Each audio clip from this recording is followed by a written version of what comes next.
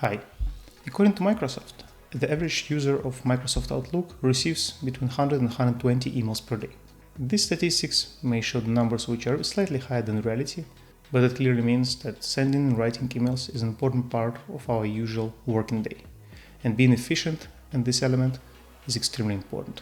Today's video is about one of the essential elements of every email, which is signature.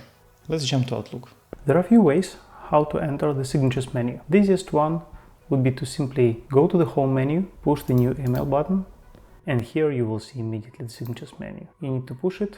In case you have some signatures, they will be visible here, but what we are interested in is the main menu, so we push signature. If you already have some signatures here which you may not want to use, just delete them so we can start from scratch. Now let's create a new signature. To do this, push new, give it a name, push OK. Now we have it on the list. In order to put the content of the signature, you need to go down and type it here. After we put the signature, we can change certain parameters of it, for instance the size and also the color. Second step is to choose whether you want to use it as an automatic signature. And there are a few options here. You can see them on the right. One of them is for new emails and for replies and forwards.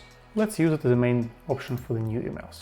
And now, if we try to create the new email, we will see that the signature is already here. Let's go back to the signatures menu and add another one. Let's keep it light and simple and choose it as the main one for the replies and forwards. We choose it in the second row on the right and push OK. Now, if we go to any email and reply it, you will see a new signature here. Even though you defined certain signature for new email or let's say replied email, you can always change it relatively easily. Let's imagine you decided that you want to choose the different option. You need to go to signature menu and choose the option you prefer. What will happen is that Outlook will automatically replace one signature with the other one. In daily life, I use 3 or 4 signatures depending on the subject of the email. In order to operate with the signatures quickly, I suggest to learn the hotkeys.